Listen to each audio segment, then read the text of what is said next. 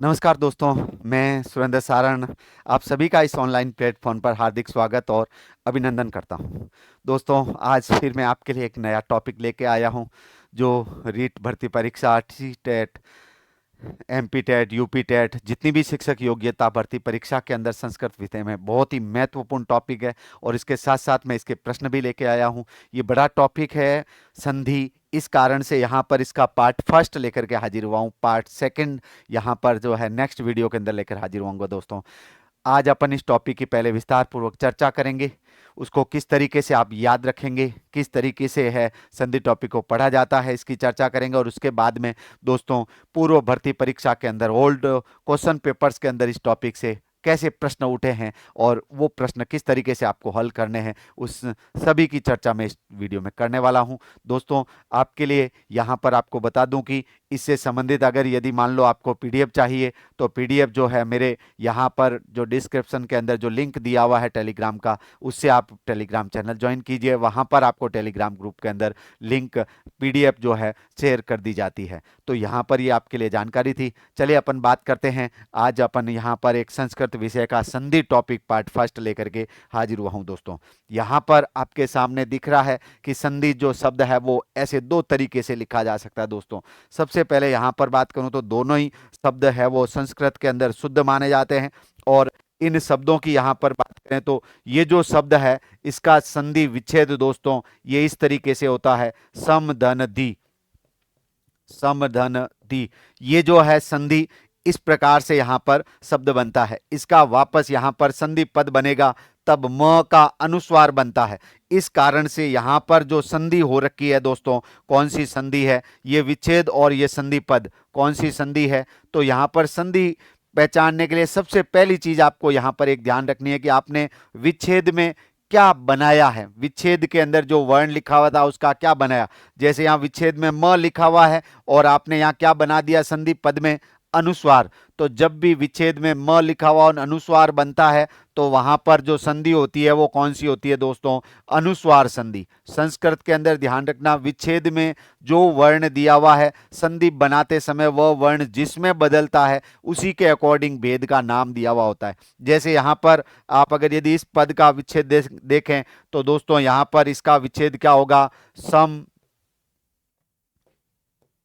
धन धी, ये इसका विच्छेद है दोस्तों।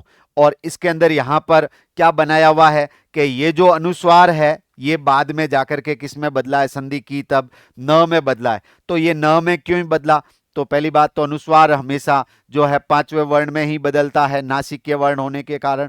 और इसके अलावा यहां पर बाद में जो है त वर्ग का चौथा वर्ण है तो ये जो है त वर्ग के पांचवे के अंदर बदल गया। यानी यहां पर आपने जो है अनुस्वार को बाद वाले वर्ण के समान कौन सा बना दिया है, वर्ग का पंचम वर्ण बना दिया है। बाद में यहां पर त वर्ग का वर्ण है। इस कारण से ऐसे अगर यदि पद दे रखा, संधि और विच्छेद दे रखा है तो यहां पर जो संधि है वो कौन सी है दोस्तों, पर सवर्ण संधि है। पर सवर्ण मतलब जहां पे भी अनुस्वार बाद वाले वर्ण के समान पांचवे में बदलेगा वहां संधि कौन सी होगी, पर सवर्ण संधि होगी दोस्तों। तो ये इस तरीके से किसी भी शब्द में संधि पहचानी जाती है कि संधि कौन सी है। ये अगर प्रश्न आ जाए तो सीधा सा आपको देखना है, सबसे पहले विच्छेद, सीधे प्रश्न हल नहीं करना है कौन सी संधि है। साफ साफ बोल रहा हूं, सीधे प्रश्न हल नहीं करना है क्योंकि नहीं पता चलता है कि कौन सी संधि हो रखी है इसके अंदर या ये कौन सी संधि का उदाहरण है। ये पता तभी चलता है जब आप उसका विच्छेद सोचते हैं और उसके बाद में ये देखते हैं कि यहां पर कौन सा वर्ण किस में बदला है या कौन सा वर्ण का दूसरा कौन सा वर्ण बना है। तो इस तरीके से आप यहां पर देख सकते हैं इसके अंदर आपके जो संधि टॉपिक में। अब अपन बात करते हैं नेक्स्ट संधि के भेदों की। तो दोस्तों संधि के तीन भेद होते हैं, स्वर, व्यंजन और विसर्ग। स्वर, व्यंजन और विसर्ग। तो यहां पर संधि के जो तीन भेद होते हैं उनकी सबसे पहले अपन बात करेंगे स्वर संधि, फिर उसके बाद में बात करेंगे व्यंजन संधि की और उसके बाद में बात करेंगे विसर्ग संधि की। तो संधि के दोस्तों जो तीन भेद होते हैं यहां पर उनकी अगर यदि मैं बात करूं इससे पहले, भेदों से पहले, तो संधि की अपन कुछ परिभाषाओं की चर्चा करते हैं। संधि कहते किसको है, तो संधि किसको बोला जाता है। तो यहां पर अपनी भाषा में अगर यदि मैं लिखूं तो संधि जैसे वर्णा नाम मेलनम संधि। यानी वर्णों का जो मेल है वही क्या है, संधि। जब दो वर्ण पास पास में लिखे हुए हैं और उनके बीच में किसी प्रकार का व्यवधान नहीं होता है, तो ऐसी सिचुएशन के अंदर वर्ण हमेशा यहां पर दूसरे वर्ण में बदल जाता है, या उसका जो है नया वर्ण आदेश हो जाता है उसके स्थान पर, या लोप हो जाता है। तो ऐसी स्थिति के अंदर यहां जो प्रक्रिया होती है उसी को अपन क्या बोलते हैं, संधि। वैसे संधि की जो संस्कृत व्याकरण में परिभाषा है वो क्या है दोस्तों, तो वो है परः सन्निकर्षः संहिता। पर सन्निकर्षः संहिता, यानी संधि को संहिता भी कहा जाता है दोस्तों। संधि का दूसरा नाम क्या है, संहिता। यानी परस्पर निकट स्थित वर्णों में संहिता होती है और संहिता संधि को ही कहा जाता है। तो ये संधि की व्याकरणिक परिभाषा है। अगर यदि पूछ ले कि संधि की कौन सी संज्ञा होती है, या पर सन्निकर्ष किम, तो पर सन्निकर्ष संहिता। यानी वर्ण जब परस्पर आपस में निकट होते हैं तो उनके अंदर एक कार्य होता है संस्कृत व्याकरण में, उसको कहा जाता है संहिता, और संहिता को ही क्या कहा जाता है, संधि। जैसे यहां पर वर्ण जो है आपके म और ध पास में, इस कारण से म के बाद व्यंजन होने के कारण, वर्ग का चौथा व्यंजन होने के कारण म अनुस्वार में बदल दिया, तो ये जो काम हुआ है ये संधि कहलाता है दोस्तों। तो संधि की परिभाषा यानी व्याकरण की बात करें तो पर सन्निकर्ष संहिता, और यहां पर बात करें वर्णों का जो मेल है वही क्या कहलाता है, संधि। यानी संधि वर्णों का विषय, इसमें वर्ण ध्यान रखने की कौन सा वर्ण किस में बदल रहा है और क्यों बदल रहा है और कब बदलेगा, ये जो है ऐसे जो कुछ सवाल है अगर यदि सोच के चलेंगे तो संधि टॉपिक बहुत सरल होने वाला है दोस्तों। अब अपन बात करते हैं यहां पर कि संधि जो है वो कहां कहां होती है। संस्कृत व्याकरण में वर्ण तो ऐसे हर जगह पास में आते रहते हैं, लेकिन ध्यान रखना अगर यदि उनसे मिलके अगर यदि एक पद बन रहा है तो वहां पर संधि करनी। अगर यदि मान लो कहीं पर जो शब्द लिखे हुए हैं, वर्ण लिखे हुए हैं वो पास पास में, जैसे अगर यदि लिखा हुआ रमा धन ईश, ये लिखा हुआ है और यहां पर इन दोनों को मिलाने से एक ही शब्द बनता है। जैसे यहां पर वर्ण पास पास में कौन से हैं, आ और ई, दो वर्ण यहां पे पास में, इन दोनों को मिलाएंगे तो क्या बन जाएगा, ए बन जाएगा। और यहां पर जो संधि पद बनेगा वो क्या बनेगा, रमेश।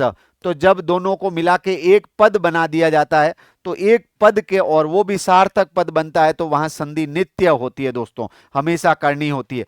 और जब भी धातु और उपसर्ग के अगर यदि धातु और उपसर्ग के प्रसंग में भी संधि क्या होती है, नित्य होती है। अगर यदि मान लो कहीं पर भी कोई धातु पद आ गया और उसके आगे यहां पर आपके दे रखा है उपसर्ग दे रखा है, तो धातु और उपसर्ग का प्रसंग है, तो जैसे अगर यदि यहां पर दे दिया नी उपसर्ग और उसके बाद में धातु का वस धातु का लंग लकार का रूप दिया हुआ नियवसत, तो अब इनको अलग अलग नहीं लिखा जा सकता दोस्तों, इनको यहां पर संधि करके नियवसत लिखना ही पड़ेगा।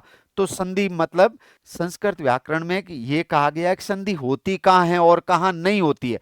तो एक पद बने तो संधि नित्य करनी है, उसको अलग अलग रमा और इसको अलग अलग नहीं लिख सकते, दोनों सार्थक शब्द है लेकिन इनको अलग नहीं लिखा जा सकता। ऐसे ही धातु और उपसर्ग में नित्य होती है। इसी प्रकार से समास में नित्य होती है। जब कोई दो पद है उनके बीच में समास हो रखे हैं और वहां वर्ण पास पास में है, जैसे यहां पर विद्या का आलय, तो यहां पर जो है शब्द होता है विद्यालय, ये जो आपके विद्या या आलय इति विद्यालय ये शब्द का अर्थ है। और यहां पर जब अपन समास करते हैं तो इनके अंदर जो विभक्ति है वो हट जाती है, तो यहां पर जो शब्द बनता है वो है विद्या और आलय। अब इसको आप अलग अलग नहीं लिख सकते क्योंकि यहाँ पे दोनों पदों में क्या हो रखा है, समास हो रखा है। तो इस कारण से सामासिक पद बन रहा है, तो इस आ और आ की संधि करके अपन शब्द क्या लिखेंगे, विद्यालय लिखेंगे दोस्तों। विद्यालय यहां पर दोनों सार्थक है लेकिन अलग अलग नहीं लिखे जा सकते, क्योंकि जब दोनों पदों में समास हो तो समास की स्थिति में संधि क्या होती है, नित्य होती है दोस्तों। तो कौन कौन सी जगह नित्य होती है, एक पद में संधि करनी होती है, धातु और उपसर्ग में नित्य होती है, समास में नित्य होती है, लेकिन वाक्य में जो है ध्यान रखना, अगर वाक्य में कहीं वर्ण पास पास में है तो वो विवक्षा पर निर्भर करती है, विवक्षा यानी इच्छा पर निर्भर करती है कि यहां पर अगर यदि संधि करें या नहीं करें। जैसे मान लो यहां पर शब्द लिखा हुआ है रामः प्लस गच्छति, ये रामा गच्छति लिखा हुआ है, तो आप इसको रामा गच्छति भी लिख सकते हैं और संधि करके रामो गच्छति भी लिखा जा सकता है। ये वाक्य है और इस कारण से यहां पर दोस्तों जो है विसर्ग का उत्व आदेश होकर के क्या बना हुआ है, ओ। तो ये संधि करके भी लिखें तो भी सही है और संधि करके नहीं लिखें तो भी सही है। यानी संधि कार्य संस्कृत व्याकरण में एक पद में, धातु और उपसर्ग में और समास के प्रसंग में नित्य होता है और वाक्य में ये इच्छा पर निर्भर करता है दोस्तों। चलिए अपन आगे बात करते हैं संधि के भेदों की। तो संधि के भेद कितने होते हैं? देखो दोस्तों, यहां पर ध्यान रखना, अगर बात करूं मैं संधि के भेदों की, तो संधि के भेद के संबंध में एक चीज यहां पर आपको ध्यान रखनी है कि सिद्धांत जो कौमुदी है, भट्टोजी दीक्षित के अनुसार जो संधि है उसके 5 भेद बताए हुए हैं। इन दो के अलावा, एक 3 के अलावा 2 भेद और है। एक तो प्रकृति भाव और यहां पर जो है एक भेद आता है वो आपके संधि का आता है स्वादि। तो ये जो 2 इनके अलावा और भेद है जिनका उल्लेख भट्टोजी दीक्षित ने सिद्धांत कौमुदी में किया, लेकिन आचार्य वरदराज ने इन दोनों संधियों के भेदों को, प्रकृति भाव को स्वर में मिला दिया और स्वादि संधि को विसर्ग में मिला दिया और इस तरीके से संधि के 3 भेद बताए हैं। और अगर ऑप्शन में 3 और 5 दोनों आ जाए तो आपको 3 भेद ही करने हैं दोस्तों। संधि के कितने भेद होते हैं? 3 भेद होते हैं। कौन कौन से? स्वर, व्यंजन और विसर्ग। अब यहां पर बात आती है कि स्वर संधि, नाम से ही इसमें सब कुछ स्पष्ट है। स्वर संधि का मतलब है यहां पर स्वर को स्वर से मिलाना। जहां पे भी स्वर वर्ण के पास में स्वर वर्ण होगा तो वहां पर जो संधि है वो कौन सी होगी? स्वर संधि होगी दोस्तों। यानी विच्छेद के अंदर दोनों तरफ अगर स्वर है तो वहां पर स्वर संधि होती है। इसके बाद में आगे अगर यदि बात करें कि यहां पे अगर परिवर्तन होगा तो स्वर वर्ण में ही परिवर्तन होगा। परिवर्तन, विकार या आगम जो भी होता है तो वो स्वर में ही परिवर्तन होगा। स्वर में परिवर्तन यानी अगर यदि मान लो यहां पर कोई व्यंजन में परिवर्तन हो रखा है तो वहां पर स्वर संधि नहीं होती है। जैसे यहां पे अपने आप जो उदाहरण लिखा सम धन दी, यहां विच्छेद में व्यंजन लिखा हुआ है उसको आप अनुस्वार बना रहे हो, मतलब ये जो उदाहरण है ये स्वर संधि का नहीं है। जैसे यहां पर आप देख रहे हैं कि अनुस्वार को आप किस में बदल रहे हैं? न के अंदर, तो अनुस्वार स्वर नहीं है, यानी स्वर में परिवर्तन नहीं हो रहा। संधि विच्छेद में लिखा हुआ स्वर वर्ण बदलेंगे तो ही संधि कौन सी होगी? स्वर संधि। ये पकड़ के ध्यान रखें, हिंदी हो या फिर संस्कृत, दोनों के अंदर ये कार्य सेम होता है। जब विच्छेद में लिखा हुआ स्वर वर्ण परिवर्तन करते हैं तो ही दोस्तों संधि कौन सी होती है? स्वर संधि। यानी स्वर में परिवर्तन और स्वर से जो वर्ण बनेगा, स्वर से जो वर्ण बनेगा उसके अनुसार भेद का नाम होगा। उसके अनुसार भेद का नाम। तो ध्यान रखें यहां पर स्वर से जो वर्ण बनेगा उसके अनुसार भेद का नाम होगा दोस्तों। व्यंजन की अगर यदि बात करूं तो स्वर संधि मतलब नाम में सब कुछ है। स्वर संधि कहते ही ध्यान रखें, स्वर संधि मतलब स्वर का स्वरों से मेल होता है, स्वर में ही परिवर्तन होता है। विच्छेद में लिखा हुआ स्वर वर्ण बदलते हैं और स्वर से जो वर्ण बनेगा, जैसे मान लो स्वर से आप आ ई दीर्घ वर्ण बनाते हो तो दीर्घ संधि होगी। अगर स्वर से आप अय अव आय अयादि नाम जैसे है तो अय आदि, यानी अय अव आय आव बनेंगे तो अयादि संधि होगी। मतलब ऐसे जो वर्ण बनेगा वैसे, अभी आगे यहां पर मैं भेदों में बताऊंगा आपको डिटेल के अंदर के अनुस्वर से जो वर्ण बनेगा वैसा ही उसका नाम रखा हुआ दोस्तों, और कुछ नहीं है। जब भी स्वर से आप य व र ल बनाओगे तो य व र ल वर्णों को अपन क्या बोलते हैं? यण वर्ण। जब ये स्वर से बनेंगे तो ही संधि कौन सी होगी? स्वर संधि होगी। मतलब ये कि स्वर से जो वर्ण बनेगा वो आपके इस स्वर संधि के भेद का नाम उसी के अनुसार तय होता है। ऐसे व्यंजन संधि, तो यहां पर व्यंजन का व्यंजन से मेल होता है दोस्तों। यानी यहां पर नाम ही स्पष्ट है कि व्यंजन संधि के अंदर व्यंजन का व्यंजन से मेल, या फिर यहां पर एक तरफ अगर यदि व्यंजन है तो दूसरे तरफ यहां पर स्वर हो सकता है दोस्तों। यहां पर पहले स्वर है तो बाद में व्यंजन, यानी दोनों तरफ स्वर नहीं होगा। व्यंजन का व्यंजन से या फिर व्यंजन का स्वर से मेल होता है तभी संधि कौन सी होती है दोस्तों? व्यंजन संधि होती है। और दो ये चीजें, इसके अलावा ध्यान रखना इसमें परिवर्तन व्यंजन में ही होगा। विच्छेद में लिखा हुआ व्यंजन वर्ण अगर यदि आप बदलते हैं तो ही संधि कौन सी होगी? व्यंजन संधि। तो व्यंजन में परिवर्तन और यहां पर आपको ध्यान रखना है व्यंजन से जो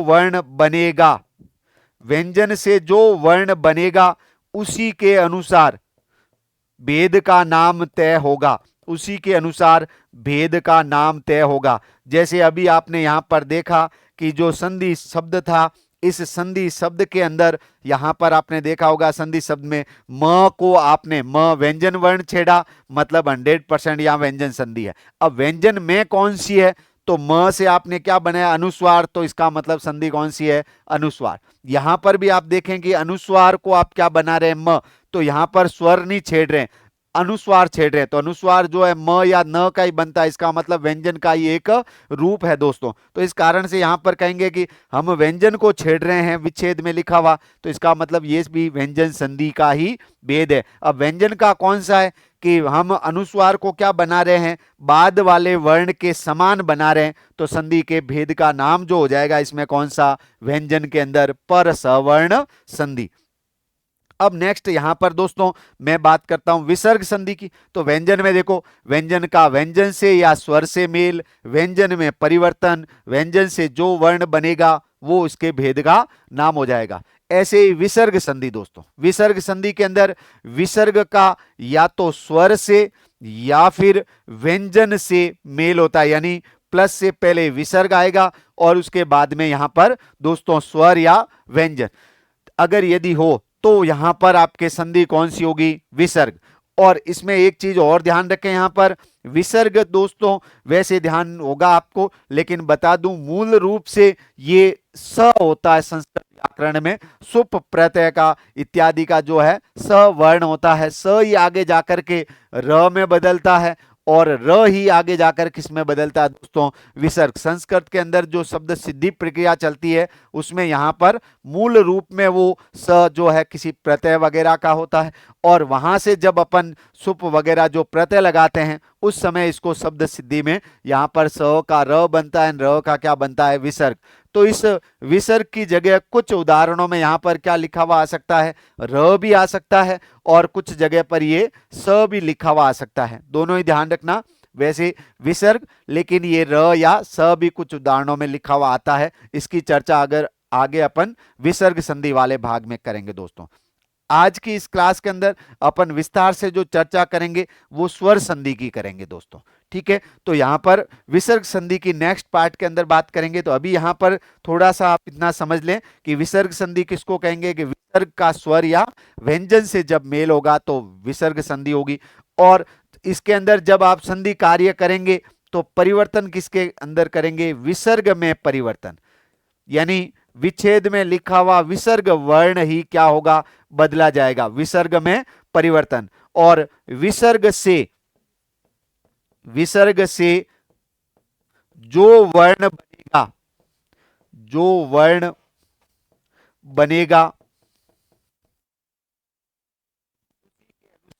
किसका नाम तय हो जाएगा दोस्तों, भेद का नाम तय हो जाएगा। यानी विसर्ग से आप स बना रहे हो तो सत्व विसर्ग, विसर्ग का आप उ बना रहे हो तो उत्व विसर्ग। जैसे आपने यहां पर देखा ये विसर्ग है और आपने यहां पर विसर्ग का क्या बना दिया, उ, और उसके बाद में ये ओ में बदल गया, तो यहां पर विसर्ग का आपने क्या बनाया है, उत्व। तो इसका मतलब यहां पर जो संधि हुई है दोस्तों कौन सी हुई है, उत्व विसर्ग संधि। ऐसे आपको यहां पर ध्यान रखनी है कि कौन सा वर्ण किस में बदल रहा है, उससे भेद पता चलता है कि ये भेद कौन सा है, ठीक है। अब अपन इस क्लास के अंदर जो नेक्स्ट चर्चा करने वाले हैं विस्तार से, वो करने वाले दोस्तों स्वर संधि के भेदों की। तो बात करते हैं स्वर किसे कहेंगे। यहां पर जो हमारे संस्कृत व्याकरण के अंदर जो 13 स्वर है सामान्य संस्कृत में प्रयुक्त, उनको 13 स्वरों से मिलाएंगे तो ही आपके यहां पर स्वर संधि कंप्लीट हो जाएगी। तो इसके भेदों की बात करते हैं दोस्तों। वैसे इस परिभाषा में यहां पे बता दिया है कि स्वर का स्वर से मेल होगा, स्वर में ही परिवर्तन होगा, और स्वर से जो वर्ण बनेगा वो ही उसके भेद का नाम तय करेंगे कि ये कौन सी संधि का उदाहरण बनेगा। चलिए अपन बात करते हैं स्वर संधि के भेद। दोस्तों स्वर संधि के सामान्यतः जो अपन पढ़ते हैं हिंदी के अंदर 5 भेद होते हैं, लेकिन यहां आप देख रखे हैं कि स्वर संधि के संस्कृत व्याकरण के अंदर कितने भेद बनाए हैं, 7 भेद होते हैं। दीर्घ, गुण, वृद्धि, यण और अयादि। फिर पूर्व रूप और पर रूप, ये 7 भेद इनके अंदर अपन आज की इस क्लास के अंदर पढ़ने वाले हैं। अब देखो नाम से ही स्पष्ट है इसके अंदर सब कुछ, कि जैसे स्वर संधि, मतलब स्वर संधि का मतलब यह है कि स्वर का स्वर से मेल करना है, विच्छेद में दोनों तरफ स्वर होंगे। संधि बनाते समय शब्द के अंदर स्वर वर्ण ही बदलना है, चाहे वो दोनों तरफ वाला बदलो या फिर एक वाला। और स्वर वर्ण से क्या बनेगा, ये आपके भेद का नाम।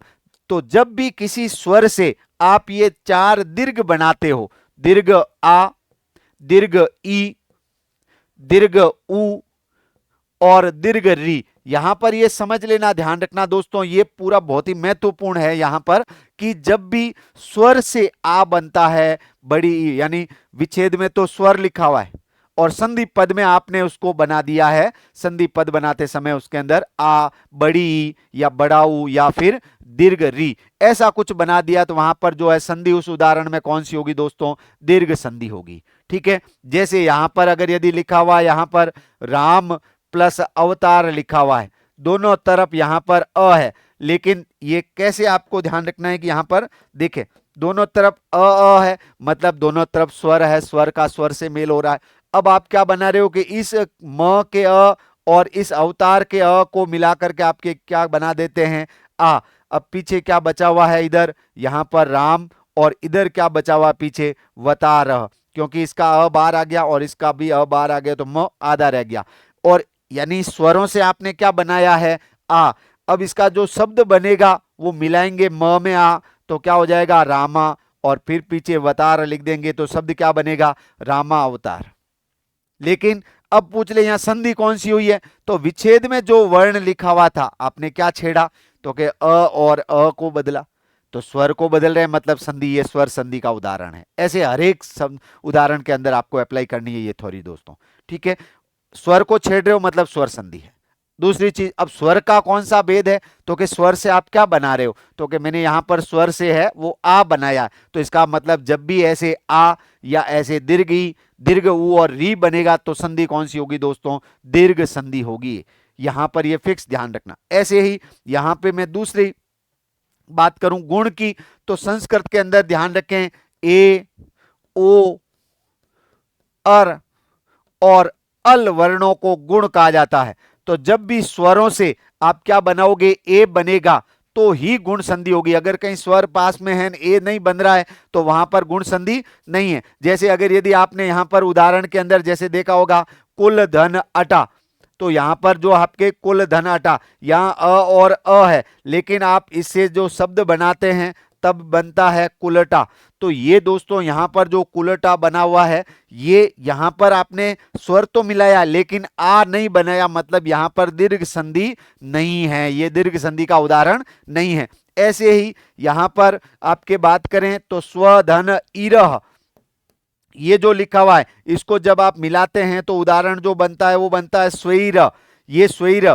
तो इसका मतलब यहां पर अ और ई को मिला के आपने क्या बनाया है, ऐ बनाया है, ए नहीं। तो ए बनेगा, ओ बनेगा, अर और अर बनेगा, तो ही संधि कौन सी होगी, गुण। तो संस्कृत में गुण किसको बोलते हैं, ए, ओ, अर और अल को गुण बोलते हैं दोस्तों। फिर वृद्धि, तो वृद्धि ध्यान रखें, वृद्धि वर्ण कौन से होते हैं, ऐ, औ और आर। तो यहां पर जैसे अभी अपन ने यहां पे बात की थी कि जो स्वधन इर है, ये जो दोस्तों कौन सी संधि का उदाहरण है, तो आप यहां पे देखेंगे अ और ई मिल रहा है, होना तो गुण चाहिए, लेकिन यहां पर संधि पद में जो है वो क्या बनता है, स्वैर बनता है। तो इसका मतलब इसमें ऐ बना है, तो ऐ बना तो मतलब ये कौन सी संधि का उदाहरण हो गया, वृद्धि संधि का। ये ऐसे आपको ध्यान रखना है, हर एक संधि के अंदर कौन सी संधि में कौन सा वर्ण बनेगा। जैसे ही नाम आया दीर्घ, के दीर्घ संधि तभी होगी जब आ, दीर्घ ई, दीर्घ ऊ और दीर्घ री बनेगा। गुण संधि के ए और ए, ओ और अल होंगे तो ही संधि गुण होगी, अन्यथा नहीं होगी, मतलब संधि पद में ये वर्ण बने हुए होने चाहिए। ऐसे यहां पर संधि पद में जब भी ऐ, औ और आर बनेगा तो ही संधि कौन सी होगी, वृद्धि होगी, अन्यथा वृद्धि संधि नहीं होगी दोस्तों। यण के जब भी स्वरों से अपन क्या बनाएंगे, य, व, र और ल बनाएंगे तो इस संधि कौन सी होगी दोस्तों, यण संधि होगी। तो यण संधि का मतलब स्वर से य, व, र, ल बनेगा तब यण संधि होगी। अयादि, तो स्वरों से अयादि मतलब अय आदि, क्योंकि देखो यण वर्ण किसको बोलते हैं, तो अपन ने यण वर्ण टॉपिक के अंदर पढ़ा है कि यण किसको बोलते हैं, य व र ल को। यहाँ पर दीर्घ, तो अपन ने दीर्घ भी पढ़े हैं कि पाणिनि ने जो दीर्घ वर्ण बताए हैं उनमें से 4 माहेश्वरी सूत्रों में थे, उसके अलावा 4 वर्णों को स्वरों को जोड़ के बनाए हुए, तो वो चारों यही है। तो दीर्घ के अंदर ये 4, गुण के अंदर ये ए ओ अर अल गुण कहते हैं, आई औ और आर को वर्दी बोलते हैं, य व र ल को क्या बोलते हैं दोस्तों, यण वर्ण बोलते हैं। अयादि, अब ये अयादि नहीं है, इस शब्द को ऐसे पढ़ें संधि विच्छेद करके, अय आदि, यानी अय इत्यादि जब वर्ण बनेंगे स्वर से, अय इत्यादि कौन कौन से, के अय या फिर अव या आय या आव, जब भी ये 4 अगर बनेंगे स्वर से तो ही संधि कौन सी होगी दोस्तों, यहां पर अयादि होगी, अन्यथा नहीं होगी। अयादि संधि के अंदर संधि पद में ये 4 बने हुए होने चाहिए, तभी अयादि संधि कहलाएगी, अन्यथा अयादि संधि नहीं कहलाएगी दोस्तों। नेक्स्ट, पूर्व रूप और पर रूप की बात करें तो पूर्व रूप और पर रूप में क्या होता है, यहां पर पूर्व रूप मतलब ए और ओ पहले आते हैं, ए अथवा ओ, और उसके बाद में अ आता है, तो और ये अ जो है वो ए अथवा ओ के अंदर जाके मिल जाता है, इसीलिए इसको क्या कहा जाता है, पूर्व रूप कहा जाता है। और यहां पर जो पीछे वर्ण बचता है वो है ए और अवग्रह, और जब ओ से मिलता है तो पीछे क्या बचेगा, ओ और अवग्रह बचेगा दोस्तों। पर रूप के अंदर इसका ठीक उल्टा होता है, आगे विस्तार से इनके भेदों की चर्चा में मैं करूंगा। यहां पर अ पहले आएगा और ए या ओ बाद में आएगा दोस्तों, और यहां पर जो है अ जाकर के बाद वाले ए में मिल जाएगा, यानी ये मिलेंगे तो ए शेष रहेगा, और ओ के साथ मिलेंगे तो क्या शेष रहेगा, ओ, यानी पर रूप के अंदर बाद वाला रूप शेष रहता है और पूर्व रूप में पूर्व वाला रूप शेष रहता है, इसलिए इस संधि का नाम क्या पड़ा हुआ है, पूर्व रूप और पर रूप। ये तो था एक साथ में स्वर संधि का संकलन के स्वर संधि में भेद कौन से होते हैं, दीर्घ के जब भी स्वरों से ये 4 दीर्घ वर्ण बनेंगे दीर्घ संधि, गुण के ए ओ अर अल बनेगा तो स्वरों से बने तब ही गुण होगी। वृद्धि संधि कब होती है, ये डिटेल में इसलिए बता रहा हूं दोस्तों कि अभी तक जितनी प्रश्न आए हैं ज्यादा से ज्यादा स्वर संधि में से आए हैं, लगभग अगर यदि बात करूं तो 45 प्रश्न आए हैं स्वर संधि के अंदर से अब तक जितनी भी जो परीक्षाएं आयोजित हुई है उनमें दोस्तों। तो विशेषकर ध्यान रखें कि इनके अंदर यहां पर बनने वाले बहुत ही महत्वपूर्ण है, सबसे ज्यादा चांस रहता है स्वर संधि से प्रश्न बनने की दोस्तों। व्यंजन संधि से भी कुछ प्रश्न आए हैं लेकिन स्वर संधि से ज्यादा प्रश्न बने, इसलिए विस्तार से यहां पर स्वर संधि की अपन बात करते हैं कि जो है दीर्घ कब होगी, गुण कब होगी, वृद्धि, वृद्धि तो आई औ और आर बनेगा तो वृद्धि संधि हो जाएगी, य व र ल स्वरों से बनेगा तो यण संधि होगी, और अय आय अव और आव बनेगा तो अयादि संधि होगी, और जब भी बाद में लिखा हुआ अ पहले वाले ए ओ में जाकर मिल जाएगा तो पूर्व रूप होगी, और यहां पर इसकी पहचान ध्यान रखना अवग्रह, वैसे आगे मैं हर एक की पहचान बताऊंगा अभी। पर रूप के अंदर के पहले अ है, बाद में जाकर के वो किसी वर्ण के अंदर मिल जाता है, ए ओ में मिल जाता है, तो वहां पर जो है आदेश होता है वो होता है पर रूप आदेश होता है दोस्तों। अब अपन एक एक की चर्चा करते हैं नियम और उदाहरणों के साथ में। सबसे पहले बात करूंगा दीर्घ संधि की। दीर्घ संधि दोस्तों यहां पर दे रखा है, दीर्घ संधि का सूत्र मैं यहां बहुत सारी चीजें लिख करके लाया हूं ताकि टाइम कम से कम टाइम में मैं आपको ज्यादा से ज्यादा चीजें बता सकूं।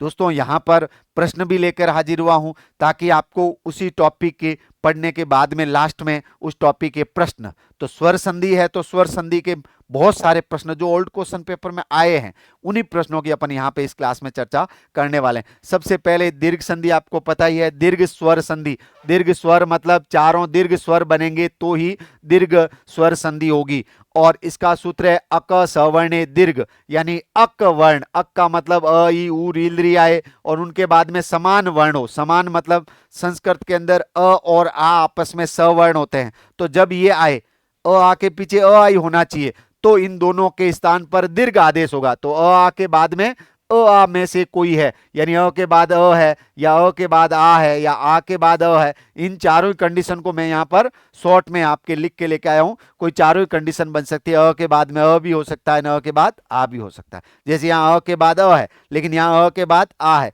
यहाँ आ के बाद आ है, उदाहरण भी यहाँ पर साथ में लिखे हुए, तो इन दोनों को मिलाकर एक वर्ण बना दिया जाता है आ। तो देखो स्वरों से बन रहा है और क्या बन रहा है आ, तो संधि कौन सी होगी, दीर्घ संधि। जैसे यहां पर उदाहरण के अंदर नीचे देखे दोस्तों, क्या दे रखा है, दैत्य प्लस अरि। तो दैत्य का जो अ है, इधर यहां पर दैत्य का अ और इधर अरि का अ, इन दोनों को आप मिला देंगे तो यहां पर जो है दोनों की जगह क्या बन जाएगा, आ बन जाएगा। इधर पीछे शब्द क्या बचेगा, दैत्य। पीछे अ बार आ गया तो दैत्य स्वर रहित रह गया, और इधर अरि में से अ बार आ गया तो पीछे क्या रह गया, रे। अब जब आप इसको मिलाओगे तो शब्द बनेगा दोस्तों क्या, दैत्यारी। ये जो है, क्योंकि य में जब वापस आ मिलाएंगे तो या हो गया, और री, शब्द क्या बन गया, दैत्यारी। देखो यहां पर विच्छेद में लिखा हुआ था स्वर, और आपने यहाँ पे संधि पद में क्या लिख दिया है, आ। तो जब भी ऐसे स्वरों से आ बनेगा, संधि कौन सी होगी, दीर्घ स्वर। ऐसे ही देखो तुल्य प्लस अस्य, इसका जो है अ और इधर यहां पर आ, इन दोनों को आप मिलाओगे तो क्या बन जाएगा, आ बनेगा। अ के बाद अ हो या अ के बाद आ हो, दोनों का दीर्घ, यानी अ आ में से दीर्घ रूप कौन सा होता है, आ। तो आ बनेगा दोस्तों। इधर यहां पर पीछे क्या बचा हुआ है, कि तुल्य स्वर रहित, और इधर क्या बचा हुआ है, आस्य। तो यहां पर मिला के आप लिखेंगे तो जो शब्द हो जाएगा वो दोस्तों कौन सा हो जाएगा, तुल्य के अंदर आ मिलाया तो तुल्या, और आगे यहां पर ये आस्य नहीं बचेगा, आ बाहर आ गया तो इधर से ही बचेगा। ठीक है, तो तुल्य के अंदर आपने आ मिलाएगा तो तुल्या, और यहां पर जो है स्य लिख देंगे तो क्या हो जाएगा, तुल्यास्य। देखो यहां पर आ बन रहा है, संधि कौन सी है, दीर्घ। ऐसे यहां पर महा प्लस आत्मा, तो इन दोनों को मिलाएंगे तो क्या बचेगा, आ। अब इधर पीछे क्या रह गया, आ म ह, आ तो बाहर आ गया, इधर आत्मा का आ बाहर आ गया तो त और मा शेष रह गया। जब इसको मिला के लिखेंगे तो म ह के अंदर आ मिलाओगे तो महा, और मिलाएंगे सब तो क्या बन जाएगा दोस्तों, महात्मा। ऐसे ही जब ई और ई के बाद में ई के बाद में ई हो तो दोनों के स्थान पर क्या आदेश हो जाएगा दोस्तों, दीर्घ ई आदेश होगा। दोनों के स्थान पर दीर्घ ई एक आदेश होगा। तो जहां पे भी देखो दीर्घ ई है और दीर्घ ई है, दोनों को मिलाएंगे तो यहां पर क्या आदेश हो जाएगा, दीर्घ ई। इधर पीछे क्या बचा हुआ है, स्र, और इधर दीर्घ ई बार आ गया तो पीछे यहां पे क्या बचा हुआ है, स ई बार बचा हुआ है। तो जब इसको मिला के लिखेंगे तो संधि पद दोस्तों क्या बनेगा, श्री सह बनेगा। मतलब यहां पर ई और ई से क्या बना हुआ है, दीर्घ ई। ऐसे ही यहां पर जो ह्रस्व ई है इधर, और इधर दीर्घ ई है, तो इन दोनों को मिलाएंगे तो क्या बनेगा, दीर्घ ई। अब पीछे क्या बचा, तो इधर जो भूमि के अंदर से ई बाहर निकल गया तो पीछे यहां पर बचा भूम, और इधर ईश में से ई बाहर आ गया तो पीछे क्या बचा हुआ है, केवल स। अब इसको मिलाओ तो यहां पर भूम में बड़ी ई मिलाएंगे तो क्या बनेगा, भूमि, और स पीछे लिख देंगे तो शब्द क्या बनेगा, भूमि सह।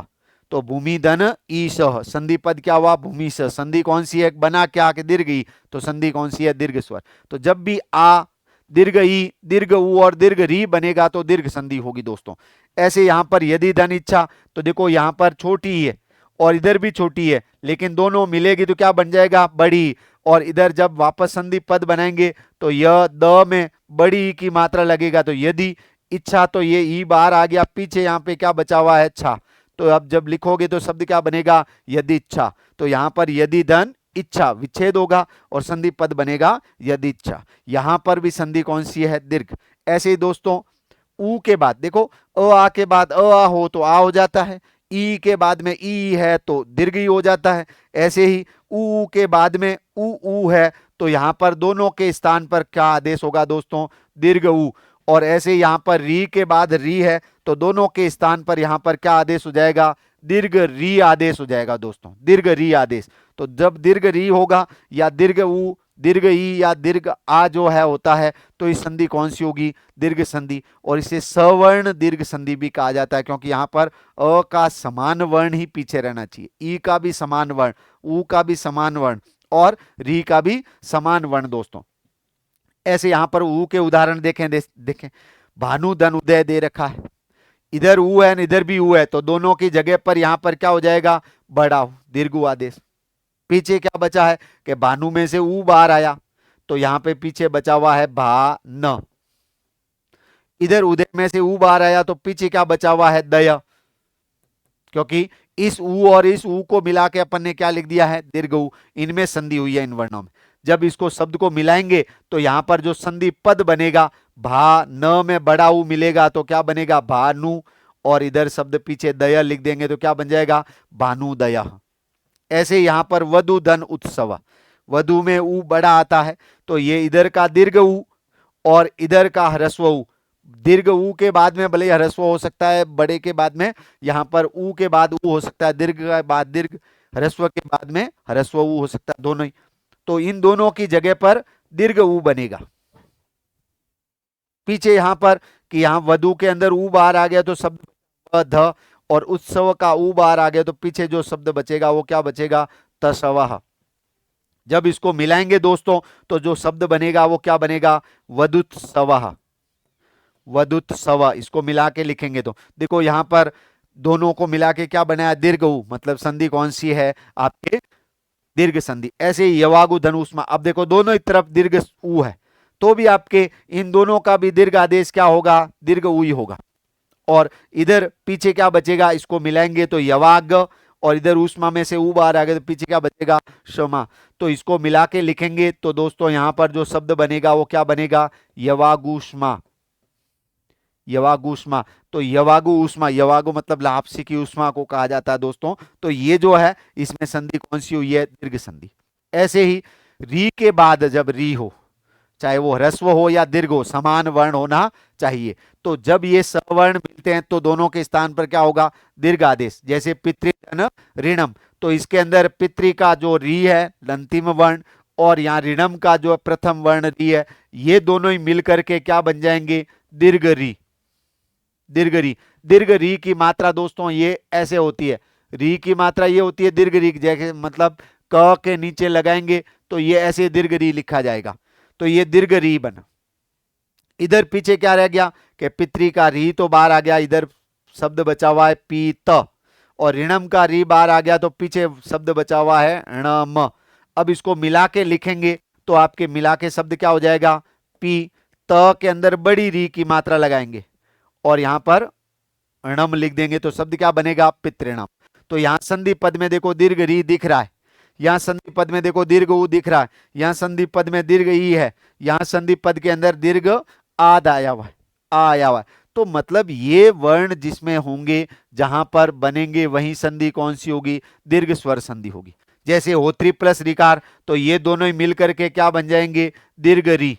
यानी इस त्रि के अंदर जो मात्रा आएगी वापस दीर्घ री की आएगी। तो यहां पर तो के अंदर बड़ी री की मात्रा और यहां पर जो शब्द बनेगा वो क्या बनेगा, होत्रिकार। ऐसे ही होत्री प्लस रिधि, ये री और ये री मिलकर के क्या हो जाएगा, दीर्घ आदेश हो जाएगा। और संधि पद जो आपके लिखेंगे दोस्तों वो त के अंदर वापस दीर्घ री की मात्रा लिखेंगे और ये रिधि में से री तो चला गया, अब यहां पर पीछे जो शब्द बनेगा वो क्या बनेगा, होत्रिधि दोस्तों। तो ये इस तरीके से री और री मिलकर के दीर्घ आदेश हो गया, यहाँ पे भी री और री मिलकर के दीर्घ आदेश हो गया। तो ऐसे ही जब अ आ के बाद अ आ हो तो दीर्घ आदेश आ होगा। ऐसे ही ई के बाद में ई हो तो दीर्घ आदेश ई होगा। ऊ के बाद में ऊ हो तो दीर्घ आदेश ऊ होगा, दीर्घ। और ऐसे ही आपके री के बाद री हो दीर्घ आदेश क्या होगा दोस्तों, री होगा। और यही दोस्तों कौन सी संधि है, दीर्घ संधि। ये इतने सारे उदाहरण दे रखे हैं, दीर्घ संधि के बहुत सारे प्रश्न भी पूछे गए, उनकी चर्चा आगे करेंगे। अब नेक्स्ट अपन बात करते हैं दोस्तों कौन सी संधि, गुण संधि। गुण संधि में यहां पर सूत्र दे रखा है आद गुण। आद गुण ये सूत्र कहता है कि जब भी अ के बाद में या फिर आ के बाद में इक प्रत्याहार के वर्ण हो, इक प्रत्याहार मतलब ई हो या फिर ऊ हो या री हो या फिर लृ वर्ण, इनमें से कोई हो तो दोनों के स्थान पर कौन सा आदेश होगा, गुण आदेश होगा। ये सूत्र ये कहता है। अब ये अ आ और उसके बाद में ई का समान वर्ण ई भी आ सकता है। तो जब अ आ के बाद में ई आते हैं तो गुण वर्ण क्या बनता है दोस्तों, ए। ई का गुण ए होता है, ध्यान रखना, ई का गुण क्या होता है, ए। ऐसे ही अ आ के बाद में जब ऊ आएंगे तो दोनों के स्थान पर क्या बनेगा, ओ बनेगा, क्योंकि ऊ का गुण क्या होता है, ओ होता है। ऐसे अ आ के बाद में री और री आएगा तो दोनों के स्थान पर जो गुण वर्ण बनेगा वो क्या बनेगा दोस्तों, अर।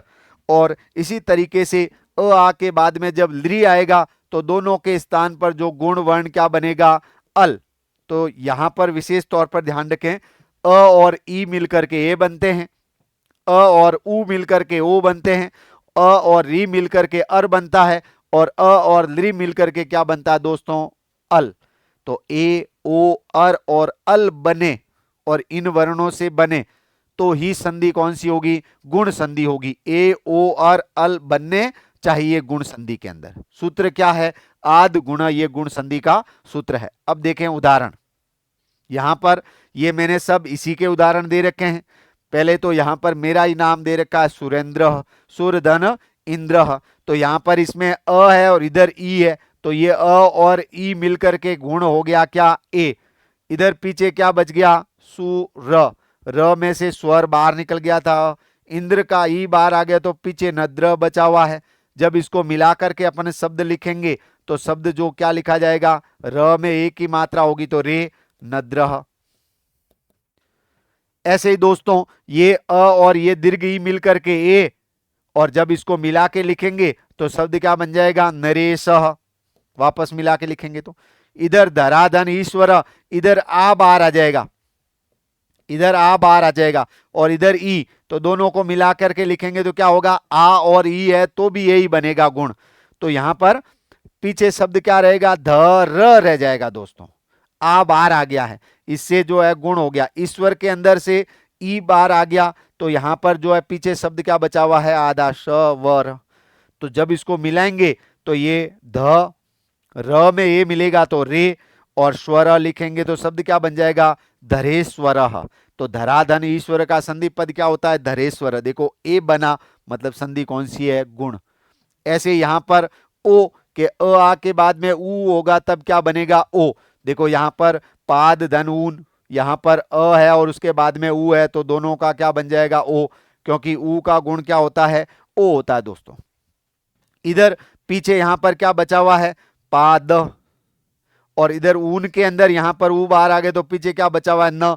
मिलाएंगे तो शब्द जो है पाद में ओ मिलेगा तो बनेगा दो, और शब्द क्या बन जाएगा, पादोन। ऐसे यहां पर गंगा और उद्गम, आ और ऊ मिलके क्या बनेगा, ओ बनेगा। पीछे क्या बचेगा, गंगा के अंदर आ बाहर निकल गया तो गंग शब्द बचा हुआ है, स्वर रहित है ग।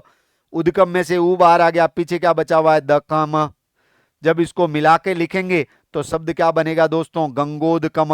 उद्गम मतलब जल, गंगा का जल। पादोन यानी पाद यानी खंड, ऊन का मतलब होता है कम, एक खंड कम है तो उसको पादोन कहा जाता है। वैसे पौन को बोलते हैं दोस्तों, पौन जो होता है उसको, यहाँ एक खंड कम होता है उसको अपन पादोन बोला जाता है। इसी प्रकार से जल धन उर्मी, उर्मी का मतलब लहर या तरंग होता है, जल की उर्मी, जल। ये जो है यहां पर अ और ऊ मिलकर के क्या होगा, ओ, और इसको मिला के लिखेंगे तो शब्द जो बनेगा वो क्या बनेगा, जलोर्मी। क्योंकि उर्मी का ऊ तो बाहर आ गया तो पीछे मी लिख दिया वापस, शब्द क्या बन गया, जलोर्मी। तो यहां पर सब जगह देखो अ के बाद ऊ या ऊ है तो क्या हो रखा है, ओ। संधि कौन सी है, गुण। ऐसे इधर अब यहां पे शब्द, इसमें सबसे ज्यादा गलती होती है दोस्तों वर्षा धन ऋतु के अंदर। देखो यहां पर शब्द है आ, वर्षा के लास्ट में जो वर्ण है वो कौन सा है, आ। इधर जो है री, इन दोनों का गुण क्या हो जाएगा, तो अ आ के बाद में री आता तो गुण क्या होता दोस्तों, अर। अब पीछे इधर क्या बचेगा कि यहां पर जो है वर्षा का आ बार आ गया तो शब्द क्या बचा हुआ, वर्ष, और इधर ऋतु का री बार आ गया तो क्या बचा हुआ है, तू। जब इसको मिला के अपन लिखेंगे तो क्या शब्द लिखा जाएगा, देखें, वर्ष। श में अ मिलेगा तो ये श पूरा हो जाएगा, वर्ष। और ये र है, इसके बाद में कोई यहां पर स्वर है नहीं तो ये तू के ऊपर लिखा जाएगा, शब्द क्या बनेगा, वर्ष ऋतु। वर्षा धन ऋतु का संधि पद क्या बनेगा, वर्ष ऋतु। ऐसे ही इस कृष्ण और रिधि का अ और री मिलकर क्या बनेगा, अर। अब अ तो वापस इस न में मिल जाएगा तो संधि जो पद होगा वो होगा कृष्ण, और र जो है वो इस दी के ऊपर लिखा जाएगा दोस्तों। तो ऐसे शब्द जो बनेगा वो क्या बनेगा, कृष्ण दी। ऐसे यहां पर उत्तमर्ण, तो अ और री क्या होगा, अर, अर। ये अ तो वापस इस उत्तम शब्द में मिल जाएगा, यहाँ पर उत्तम में म तो पूरा हो जाएगा, और ये र है वो इस ण के ऊपर लिखा जाएगा, उत्तम धन ऋण का उत्मर्ण संधि पद बनता है। तो यहाँ अ और री मिलके क्या बना हुआ है, अर। तो उत्मर्ण, कृष्ण ऋधि, वर्ष ऋतु वगैरह में संधि कौन सी है दोस्तों, यहाँ पर गुण संधि है। अब देखो अ आ के बाद में लृ आए तो क्या बनता है, अल। तो यहाँ पर इसका अ और इस लृ का यहाँ पर लृ, लृकार का दोनों ही मिल करके क्या बन जाएंगे, अल। पीछे क्या बचेगा, त व में से अ बाहर निकल गया था तो व आधा लिख देंगे, तव। लृकार में से लृ बाहर आ गया तो पीछे क्या लिखेंगे, कार। अब इसका अगर यदि यहां पर मैं संधि पद लिखूं तो दोस्तों यह संधि पद क्या होगा, तव व में अ मिलेगा तो वह पूरा हो जाएगा, वह पूरा हो जाएगा। ये ल आगे कोई यहां पर स्वर है नहीं तो आधा ही लिखा जाएगा, और यहां पर शब्द क्या बनेगा, तवलकार। ऐसे ही मम धन लृकार का संधि पद दोस्तों क्या हो जाएगा, ममलकार। ये अ और लृ मिलकर के अल बनेगा, और वापस जैसे तवलकार की तरह ही बना हुआ ममलकार। तथा प्लस लृकार, तो यहां पर आ है और उसके बाद में लृ है, तो भी दोस्तों दोनों की जगह क्या बनेगा, अल ही बनेगा, अल ही बनेगा। अब इसको मिला के लिखेंगे तो तथ, जो आ था वो तो बाहर आ गया, अब पीछे यहां पर तथ ही बचा हुआ है, त थ, थ में ये अ वापस मिला देंगे तो थ पूरा हो जाएगा, ल आधा ही रहेगा, और पीछे जो है कार लिखेंगे तो क्या बनेगा, तथलकार। तो ये जो है यहां पर ममलकार, तवलकार, तथलकार, इनमें भी संधि कौन सी है, गुण। जब भी ए ओ अर और अल बनेंगे तो संधि कौन सी होगी दोस्तों, गुण संधि होगी। नेक्स्ट अपन बात करते हैं यहां पर संधि की वृद्धि। वृद्धि संधि में दोस्तों विशेष तौर पर ध्यान रखना, आपके वृद्धि संधि में यहां पे दे रखा है सूत्र वृद्धि रेची। ये सूत्र ये कह रहा है कि अगर यदि अ आ के बाद एच वर्ण हो, एच प्रत्यार के अंदर आने वाले वर्ण हो, एच मतलब ए या फिर ओ या फिर आई या फिर औ, अगर यदि ये वर्ण हो तो दोनों के स्थान पर वृद्धि आदेश होगा। और वृद्धि किसको कहा जाता है, तो वृद्धि संस्कृत में ध्यान रखना आई, औ और आर को वृद्धि कहा जाता है। वृद्धि राधेय सूत्र के अनुसार आई, औ और आर की जो है वृद्धि संज्ञा होती है दोस्तों। तो ये वृद्धि रेची वृद्धि संधि का सूत्र है, वृद्धि राधेय संज्ञा का सूत्र है। अब यहां पर अ आ के बाद में ए आई आया है तो इन दोनों की वृद्धि क्या होगी, आई।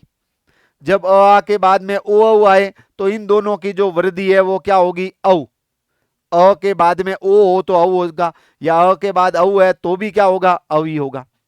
उदाहरण देखें यहां पर, यहां दे रखा आ और उसके बाद दे रखा है औ, तो आ और औ की भी वृद्धि क्या होगी, औ ही होगी। और इसको पीछे मिलाकर के शब्द क्या बचेगा, इधर यहां म में से ह में से आ बाहर आ गया तो मह, और औषधि में से औ बाहर लिख दिया, क्योंकि इन दोनों को मिला के ही तो क्या बनाया है, आपके औ बनाया हुआ है। तो पीछे यहां पर शब्द क्या बचा है, क्षधि। जब आप लिखोगे तो शब्द जो बनेगा वो क्या बनेगा, महौषधि। ये ऐसे बनेगा दोस्तों। इसी तरीके से यहां पर आप देखेंगे पंच के अंदर अ है और इधर एते के अंदर ए है, तो ये अ के बाद ए है तो इन दोनों की वृद्धि क्या हो जाएगी, आई। वृद्धि क्या होगी, आई। पीछे क्या बचेगा कि पंच के अंदर च आधा रह जाएगा, और इधर यहां पर जो है च बाहर आ गया, आधा रहेगा। इधर यहां पे एते में से ए बाहर आ गया तो पीछे क्या बचेगा, ते। जब इस शब्द को मिलाएंगे यहां पर तो संधि पद क्या बनेगा, पंच। च में आई मिलेगा तो यहां पर मात्रा ये आई की लगेगी, और ते लिखेंगे तो शब्द क्या बनेगा, पंचेते। ऐसे यहां पर माधन एवं इसका आ और ये ए दोनों ही मिल करके क्या बनेगा दोस्तों, आई। क्योंकि यहां अ आ के बाद में ए आई है तो आई आदेश होगा। ये इधर पीछे तो म में से आ बाहर आ गए तो म, एवं में से ए बाहर आ गए तो क्या बचा, वम। जब इसको मिला के लिखेंगे तो म में आई की मात्रा लगेगी मेई, और वम लिख देंगे पीछे, क्योंकि ये आई तो इसमें मिल गया तो शब्द क्या बचेगा, मेईवम। ऐसे ही देव धन ऐश्वर्यम है, इसको मिलाएंगे तो यहां पर जो शब्द बनेगा वो बनेगा देवेश्वर्यम। इसी प्रकार से यहां पर गंगा प्लस ओग, तो अ आ के बाद में ओ है तो ओ की वृद्धि दोस्तों औ होगी। ए और आई की आई, ओ और औ की क्या बनेगी, औ बनेगी दोस्तों। वृद्धि ध्यान रखें, वृद्धि आई है वो किसका बनेगा, ए या आई का। औ किसका बनेगा, ओ या औ का। वृद्धि क्या होगा दोस्तों, औ होगा। और री की वृद्धि आर होगी, जो आगे अपन बात करेंगे। तो देखो गंगा प्लस ओक को मिलाएंगे तो जो शब्द बनेगा वो क्या बनेगा दोस्तों, गंगोग। क्या बनेगा, गंगोग। ऐसे ही कृष्ण प्लस औत्कंठ्यम, यहां अ है इधर औ है, तो भी यहां पर संधि वर्ण जो बनेगा वो बनेगा औ। और शब्द मिला करके वापस लिखेंगे तो यहां पर क्या होगा, कृष्णोत्कंठ्यम। कृष्णोत्कंठ्यम। तो ये दोस्तों यहां पर थी वृद्धि संधि के अंदर जहां आई और औ। लेकिन अब वृद्धि के कुछ दोस्तों यहां पर अलग से वार्तिक दे रखे हैं वृद्धि संधि के अंदर, कि जहां पर जो है होना तो गुण कार्य चाहिए या फिर पर रूप होना चाहिए, लेकिन वार्तिक और वरुचि के अनुसार उनमें भी वृद्धि आदेश का जो है यहां पर नियम बनाया गया। तो उनके अनुसार यहां पर भी कुछ ऐसे उदाहरण दे रखे हैं जहां पर वृद्धि आदेश होता है, तो उनकी जगह आप सीधे इन शब्दों को ध्यान रखें, इनसे बाहर नहीं पूछे जाएंगे। आप अगर यदि ये शब्द कर लेते हैं तो भी बहुत है दोस्तों। यहां पर एक, वैसे मैं नियम के साथ में आपको इनमें से समझाऊंगा, लेकिन फिर भी आप सीधे सीधे इन शब्दों को ध्यान रखें कि इन सब में भी संधि कौन सी होती है, वृद्धि। जैसे प्रधन रिचति, ये सूत्र है, वार्तिक है, उपसर्गात रीति धातु। ये कह रहा है कि अगर यदि जो है अ उपसर्ग का हो और इधर री धातु का है, तो यहां पर अ और री अर नहीं होकर के क्या बनेंगे, आर। अर नहीं होकर के क्या बनेंगे, आर बनेंगे। इधर शर्त बताइए कि अ है वो किसका होना चाहिए, उपसर्ग का। इधर अ है वो उपसर्ग का होना चाहिए। सामान्य तौर पर तो अभी अपन ने यहां पर बात की है कि अ और री के बाद, अ के बाद अगर री है तो अर आदेश होगा। लेकिन ये यहां पर कंडीशन दे रखी है, तो जहां कंडीशन दे रखी है तो सीधे सीधे उन्हीं सूत्रों के अंदर आने वाले उदाहरण यहां पर मैंने इंपॉर्टेंट उदाहरण लिख दिए हैं। आप इतने ही याद कर लें तो बहुत है दोस्तों, आपका काम चल जाएगा, इससे बाहर नहीं जाने वाले हैं। तो ये फटाफट से लिख लीजिएगा पेन कॉपी के साथ में, और इनमें से कहीं कोई बाहर जाने वाला नहीं है। इन सब में भी संधि कौन सी है, वृद्धि संधि होनी। तो यहां पर अ और री जो है गुण होना चाहिए था, लेकिन इस नियम के अनुसार यहां पर कौन सा आदेश होता है दोस्तों, वृद्धि आदेश होता है। तो यहां पर अ और री है वो आदेश होगा आर, क्योंकि देखो प्र जो है अ उपसर्ग का है और रिच्छति लिखा हुआ है, तो यहां पर जो री है वो धातु का है, तो दोनों का आर आदेश हो जाएगा। और वापस शब्द मिला के लिखेंगे तो प्र में आ की मात्रा लगेगी तो प्रा, और र चला जाएगा इस छ के ऊपर, तो शब्द मिला के लिखेंगे तो क्या हो जाएगा, प्रारिच्छति। क्योंकि इधर जो आपने यहां पर देखा है, ये मैं अलग कलर से लिखूं, देखो इधर इसका अ और इधर री, ये दोनों ही बाहर आ गए, तो इधर शब्द क्या बचा, प्र, वो भी आधा स्वर रहित। इधर छ बाहर आ गया, तो पीछे यहां पर जो शब्द बचा वो छति। इसी को मिला करके मैंने यहां पे क्या लिखा है, प्रारिच्छति लिखा है। दोस्तों ये जो उदाहरण यहां पर दे रखा है प्रारिच्छति की तरह ही बना हुआ है, उपधन रिच्छति, इसमें भी आर आदेश होगा, और शब्द अगर यदि बना के लिखेंगे तो शब्द क्या बनेगा, उपारिच्छति। तो प्रारिच्छति और उपारिच्छति में यहां पर संधि कौन सी होती है दोस्तों, यहां पर जो संधि होती है वो आपके वृद्धि संधि होती है, क्योंकि आर बना है। तो जब भी आई औ और आर बनेगा तो वृद्धि संधि होगी। यहां पे देखें सुख धन रित, सुख धन रित, सुख धन रित का अगर यदि आप बनाएंगे तो दोस्तों ये जो अ, ये नियम कह रहा है रिते च तृतीया समास से, ये जो नियम है इस नियम से होता है। ये कह रहा है कि अ के बाद में अगर रित का री है तो तृतीया तत्पुरुष समास के प्रसंग में वृद्धि आदेश होता है। मतलब इससे शब्द से अगर यदि आप यहां पर समास करेंगे तो इन दोनों के अंदर जो समास होगा वो तृतीया तत्पुरुष समास भी बनेगा दोस्तों। तो ये दोनों ही तृतीया तत्पुरुष समास के उदाहरण भी होंगे। तो सुख धन रित, इसका अ और इसका री दोनों ही मिलेगा तो यहां पर आर आदेश होगा, वृद्धि आदेश मतलब आर। तो री का जो है, री का ध्यान रखना, अगर यदि कह दे री, री का गुण, तो री का गुण अर होता है, और री की जो वृद्धि होती है वो कौन सी होती है दोस्तों, आर होती है। यहां पर शब्द जो बनेगा वो क्या बनेगा, सुखार्थ बनेगा दोस्तों। क्या बनेगा, सुखार्थ, क्योंकि यहां पे आर मिलाएंगे, इधर पीछे क्या बचेगा, सुख, और इधर रित का यहां पर री, तो ये बाहर आ गए तो पीछे बचा त, वापस मिला के लिखेंगे तो क्या बनेगा सुखार्थ। मैं डिटेल में समझा रहा हूं इसलिए वीडियो लंबा बनेगा दोस्तों, तो ध्यान रखें आप इसको पूरा देखें तो पूरा समझ में आएगा 100%। लास्ट तक मेरे साथ में बने रहेंगे तो इसके जो प्रश्न हैं वो भी आगे आप यहाँ पर कर पाएंगे। अगर यदि बीच में आपने स्किप करके या इसको आगे जो है कैरी फॉरवर्ड करके देखा तो कुछ चीजें बीच में छूट जाएगी। जैसे ये मैंने यहाँ पर वर्दी संधि के अपवाद नियम बताए हैं। तो अपवाद नियम मतलब जहां पर वर्दी होती नहीं है लेकिन वार्तिक ने जो है ऐसा प्रावधान किया उनके अनुसार यहाँ पर इन शब्दों में वृद्धि आदेश होगा। तो ऐसे ही दुख धन रित का बनाओगे यहाँ पर क्या बन जाएगा सुखार्थ, और दुखार्थ में भी संधि कौन सी होती है वृद्धि। इसके अलावा ये कुछ शब्द दे रखे हैं प्र वत्सर कंबल वसन दस ऋणा नाम ऋणे, इस नियम के अनुसार तो आप ये शब्द ध्यान रखें। प्र धन ऋणम के अंदर तो प्र और ऋण कोई भी अकारांत शब्द है अगर यदि अ है और उसके बाद में ऋण के साथ में योग होने की वजह से तो यहां पर जो संधि होगी वो आर आदेश होकर के वृद्धि बनेगी। प्रधन ऋणम का भी क्या बनेगा प्राऋणम। यहां पर वत्स धन ऋणम का वत्सतर धन ऋणम, तो यहां पे वत्सर ऋणम का यहां पर बनेगा वत्सराऋणम। वसन धन ऋणम का भी यहां पर क्या बनेगा वसनाऋणम।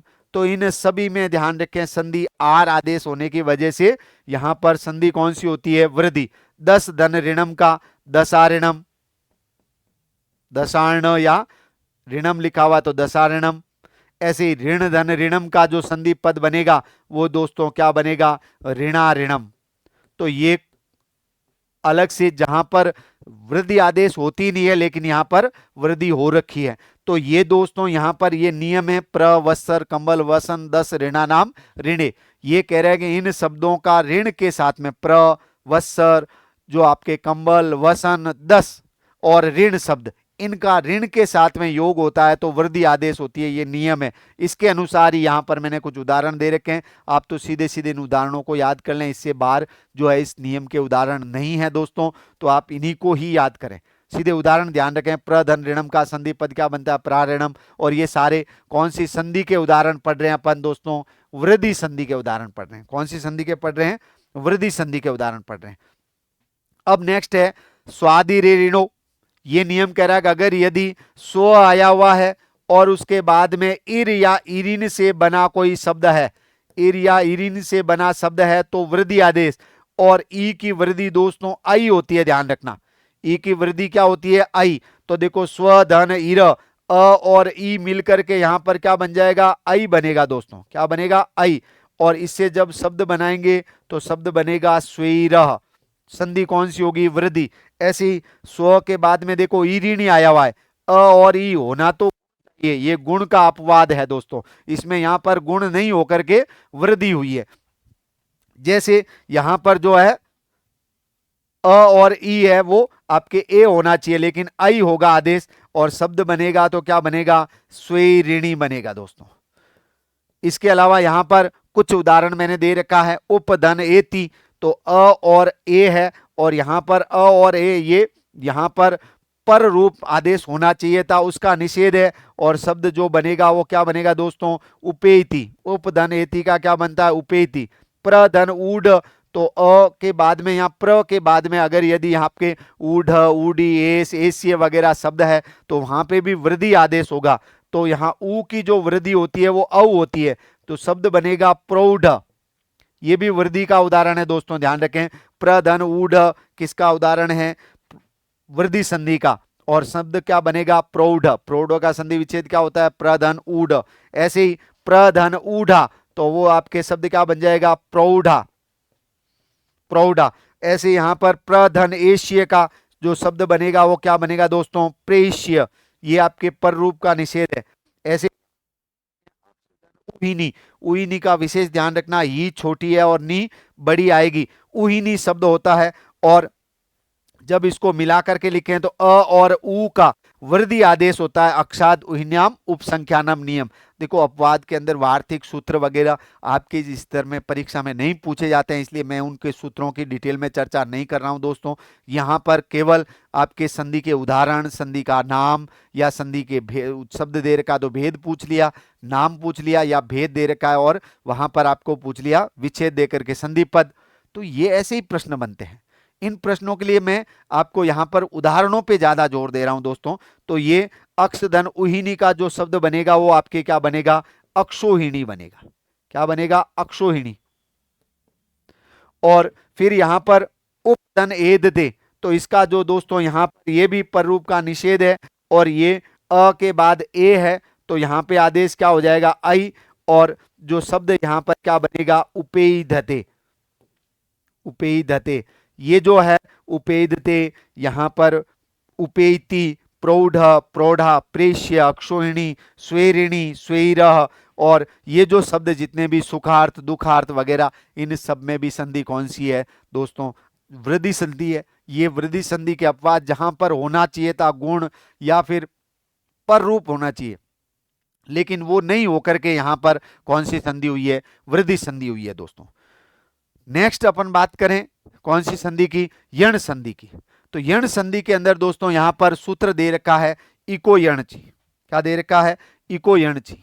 ये सूत्र ये कह रहा है कि अगर यदि इक के बाद में, इक मतलब ई उ री ली, और उसके बाद में कोई भी अच आ जाए, और वो भी अगर असमान है, सवर्ण नहीं होना चाहिए, असमान अच है, तो इक के स्थान पर यण आदेश हो जाता है। यानी आपके ई के बाद में कोई भी असमान स्वर है, तो ई के स्थान पर क्या हो जाएगा, य।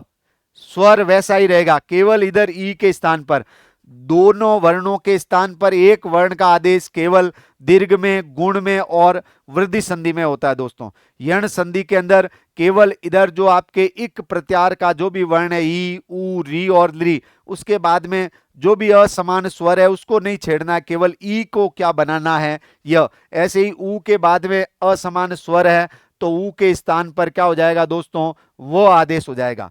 और ई के बाद में और री के बाद में यहां पर असमान स्वर है, तो इसके स्थान पर दोस्तों यहां पे क्या हो जाएगा, र। और ली के बाद में दोस्तों यहां पर कोई भी असमान स्वर है, यानी ली के बाद ली नहीं होना चाहिए, बाकी कुछ भी हो सकता है। तो ली के स्थान पर क्या आदेश होगा, ल। तो य व र ल बन रहा है, ई का य बनता है, ऊ का व, री का र, और ली का क्या बनता है दोस्तों, ल। तो यहां पे य व र ल बन रहे हैं, इसलिए संधि कौन सी होगी, यण। सूत्र कौन सा है, इको यण। अब देखें इधर सुधि धन उपास्य दे रखा है, प्रसिद्ध उदाहरण है सुधि धन उपास्य। यहां पर इधर ई है और इधर यहां पर ऊ है, असमान स्वर है, तो मतलब ई के बाद ई नहीं होना चाहिए, बाकी कुछ भी हो सकता है। अगर ऊ है तो ऊ के बाद ऊ नहीं होना चाहिए, बाकी ई हो सकता है। तो यहां पर ई के बाद में असमान स्वर आया, तो ई के स्थान पर केवल ई बदलनी है, तो ई के स्थान पर इसकी जगह क्या बन जाएगा, य। अब पीछे क्या बचा, इधर सु और ध। अब ये ध है क्या, आधा ही रहेगा ध, क्योंकि ई के स्थान पर क्या बन गया, य। जब इसको मिलाकर के आप लिखेंगे, क्योंकि उपास्य इधर वाला तो वैसे ही बचा हुआ है, तो जब इसको मिलाएंगे तो सु ध में आधा ही रहेगा ध, य के अंदर आगे वाला जो स्वर है वो मिल जाएगा उ, और शब्द क्या बनेगा, शुद्ध्युपास्य। तो सुधि धन उपास्य का संधि पद क्या बनेगा, शुद्ध्युपास्य। ऐसे ही इति धन आदे, ई के बाद आ गया देखो, तो ई के स्थान पर दोस्तों क्या हो जाएगा, य। ई के स्थान पर क्या हो जाएगा, य होगा आधा, स्वर रहित।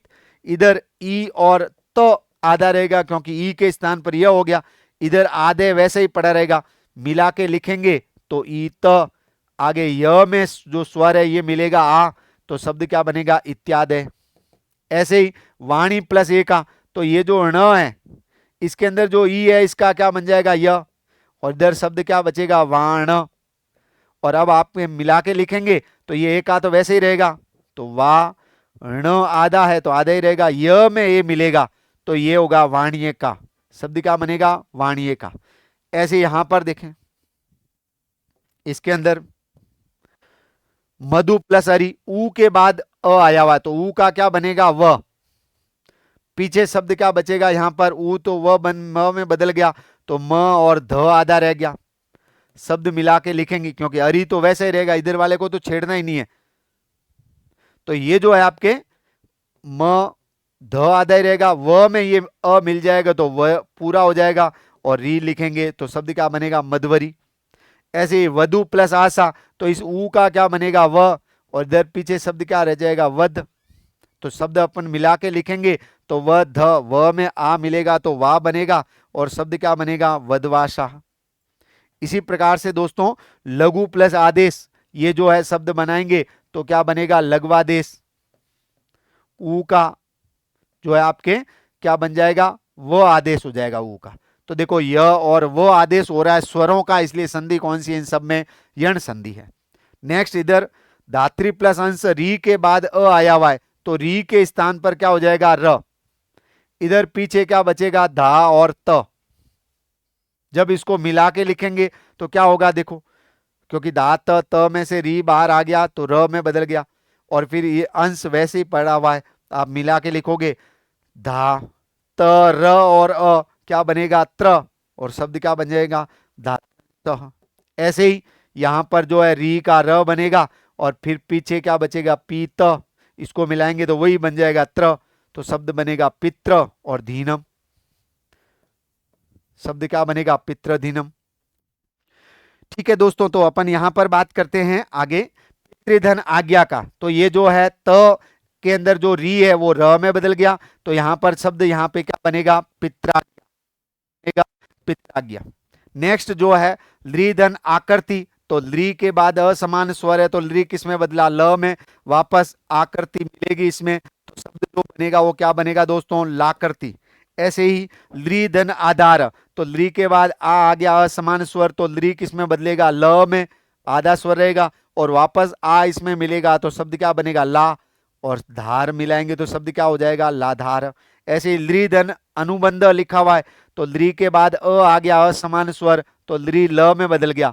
अब इसको मिला के लिखेंगे तो ल में अ मिलेगा तो ये ल पूरा हो जाएगा, शब्द क्या बनेगा, लनुबंध। ये इस प्रकार से बनेगा दोस्तों। तो ये आपके यहां पर य व र और ल बना तो संधि कौन सी है, यण संधि है। दोस्तों वीडियो लंबा बन रहा है तो हो सकता है इसके जो आपके प्रश्न हैं इनकी चर्चा मैं नेक्स्ट वीडियो में करूंगा। तो अभी यहां पर लास्ट जो है आपके इसके अंदर बात कर लेते हैं अयादि संधि की। तो दूसरे पार्ट के अंदर बाकी जो भाग बचेंगे इसके और इसके जो उदाहरण आपके प्रश्न आए हुए हैं पूर्व परीक्षाओं के अंदर उनकी चर्चा मैं यहाँ पर नेक्स्ट वीडियो के अंदर करने वाला हूँ, क्योंकि काफ़ी लंबा बन जाएगा तो 2-3 घंटों के जो वीडियो अपलोड करने वगैरह के अंदर भी दिक्कत आती है। तो इस कारण से अपन जो है नेक्स्ट वीडियो के अंदर मैं यहाँ पर प्रश्नों की चर्चा और बाकी जो भाग बचे हुए उनकी चर्चा करने वाला हूँ दोस्तों।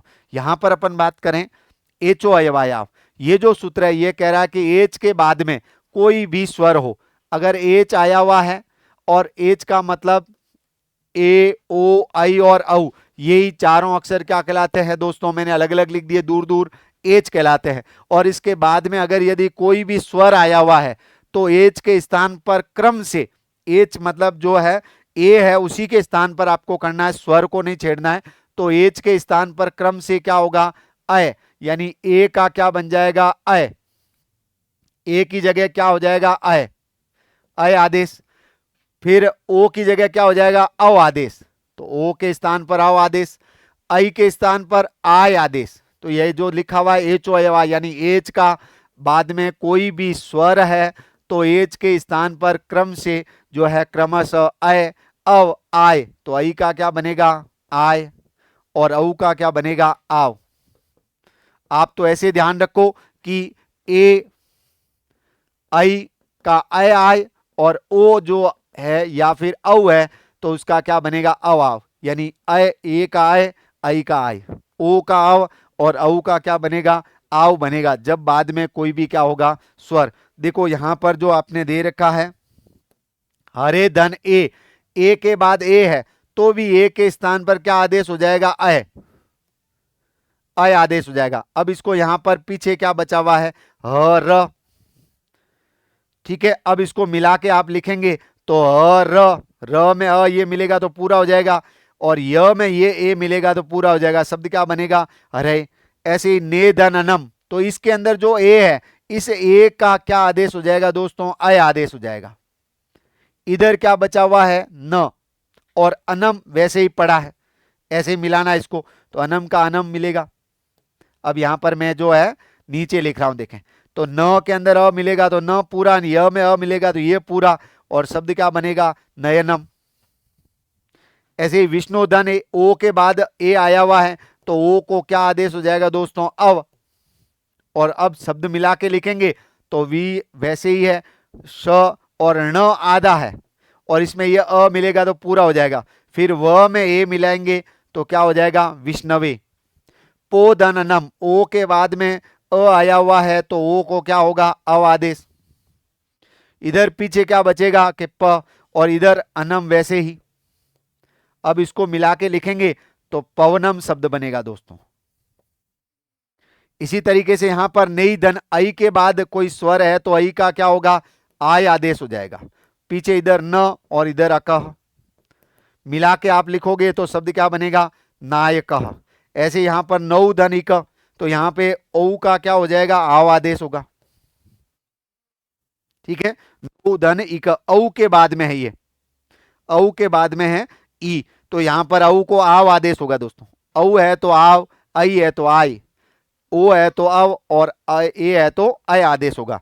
तो यहां पर जो शब्द बनेगा, पीछे न और इधर ई का शब्द मिलाएंगे तो क्या बनेगा दोस्तों, नाविकः। ऐसे यहां पर पौ धन अक, तो यहां पर औ है और उसके बाद में अ है, तो इस औ के स्थान पर क्या आदेश हो जाएगा, आव, और इधर वर्ण पीछे क्या बचेगा, मिलाएंगे तो शब्द जो है वो प में आ मिलेगा तो पा, व में ये मिलेगा तो व पूरा, और शब्द क्या बनेगा, क, पावकः। अब ये दो उदाहरण दे दोस्तों, एक सूत्र है अलग से वार्तिक दे रखा, वान तो ई प्रत्यय, कि अगर यदि ओ है या फिर औ है और उसके बाद में य आ जाए, वैसे ये एच ओ अयवा याव तो कह रहा है कि य औ के बाद में क्या होना चाहिए, स्वर होना चाहिए। लेकिन वान तो ई प्रत्यय के अनुसार ये कह रहा है कि ओ औ के बाद में अगर यदि वर्ण य है और य भी किसका, प्रत्यय का, ओ के बाद में या फिर औ के बाद में यह होना चाहिए, यह भी किसका होना चाहिए, प्रत्यय का होना चाहिए, यकार आदि प्रत्यय होना चाहिए कोई पीछे। तो ये जो है यम है वो यह प्रत्यय का है, और ये ओ है तो इस ओ को भी अयादि आदेश होगा तो ओ का अव हो जाएगा, और यहां औ है इसका क्या हो जाएगा, आव।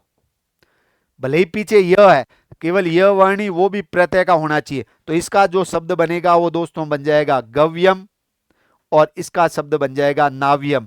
इनमें भी ध्यान रखें, गव्यम और नाव्यम में भी अयादि आदेश हुआ है यकार आदि प्रत्यय के परे रहने पर। तो दोस्तों आज की इस क्लास के अंदर अपन ने चर्चा की थी स्वर संधि के 5 भेदों की, दीर्घ, गुण, वृद्धि, यण और अयादि। बाकी जो चर्चा यहाँ पर पीछे वीडियो लंबा होने की वजह से नेक्स्ट क्लास के अंदर मैं दूसरे पार्ट लेकर के हाजिर होऊंगा आपके सामने। इसी तरीके से इससे बनने वाले प्रश्न भी वो है उस वीडियो में रहने वाले दोस्तों। तो मेरे इस वीडियो को ज़्यादा से ज़्यादा लाइक और शेयर करें और अपने दोस्तों तक पहुंचाएं, उनको भी फायदा मिलेगा। आप सभी का धन्यवाद।